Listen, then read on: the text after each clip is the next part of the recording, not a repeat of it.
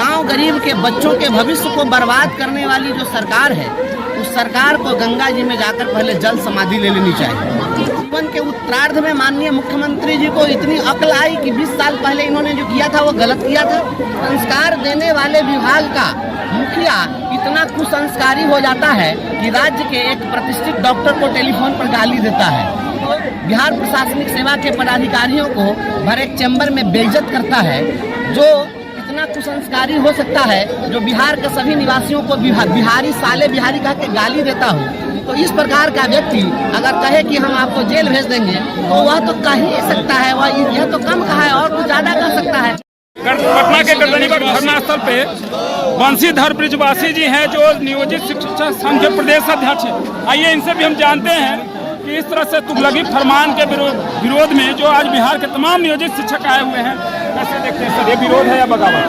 विरोध है, इसको बगावत हम नहीं कहेंगे, लेकिन बगावत की नींव जो है वह विरोध ही होता है जी।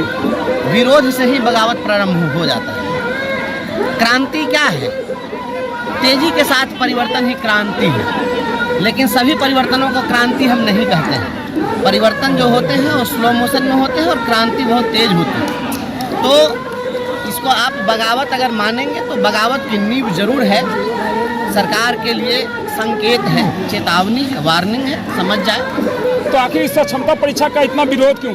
क्षमता परीक्षा का विरोध नहीं है, विरोध सरकार की अक्षमता का है। अगर 20 वर्षों से पढ़ा रहे शिक्षक अयोग्य हैं, तो इन अयोग्य शिक्षकों को चुनने वाली जो सरकार है, इन अयोग्य शिक्षकों से 20 वर्षों तक पढ़वा कर बिहार के गांव गरीब के बच्चों के भविष्य को बर्बाद करने वाली जो सरकार है, उस सरकार को गंगा जी में जाकर पहले जल समाधि ले लेनी चाहिए।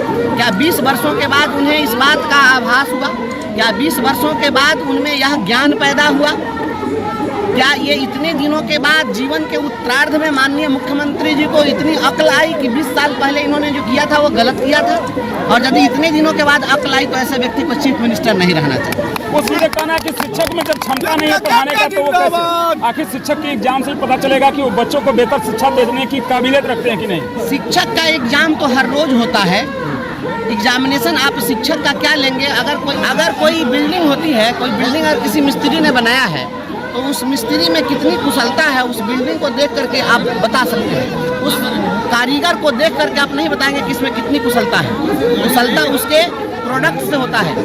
बिहार के माननीय मुख्यमंत्री जी यह कह दें कि इनके कार्यकाल में जिन बच्चों को हम 2 दशकों से पढ़ा रहे हैं, वे सभी बच्चे अयोग्य हैं, वो कुछ नहीं जानते हैं। बिहार विद्यालय परीक्षा समिति ने जो मैट्रिक और इंटरमीडिएट का इतना अच्छा रिजल्ट दिया है, पूरे हिंदुस्तान में बिहार बोर्ड आज टॉप हो गया। यहाँ के बच्चे इतना अच्छा रिजल्ट दे रहे हैं, तो माननीय मुख्यमंत्री कह दें कि ये सारा का सारा फर्जी है, तो हम भी मान लेंगे कि हम सर विरोध करें। के पाठक ने स्पष्ट शब्दों में कह दिया है कि जो भी शिक्षक इस तरह का धरना पे आए, विरोध करे, उनके विरुद्ध FIR दर्ज करो और उसके बाद जेल में भी 3 महीने की सजा हो सकती है। के पाठक जी IAS हैं, इतने बेवकूफ़ वो नहीं हैं, वो बहुत समझदार व्यक्ति हैं। लेकिन दुख इस बात का है कि शिक्षा और संस्कार देने वाले विभाग के वो प्रधान हैं। जो विभाग जिसके अधीन है वह विभाग है शिक्षा और संस्कार देने वाला, है सामान्य विभाग नहीं है। और संस्कार देने वाले विभाग का मुखिया इतना कुसंस्कारी हो जाता है कि राज्य के एक प्रतिष्ठित डॉक्टर को टेलीफोन पर गाली देता है। वह इतना कुसंस्कारी व्यक्ति हो सकता है जो बिहार प्रशासनिक सेवा के पदाधिकारियों को भर एक चैम्बर में बेइज्जत करता है।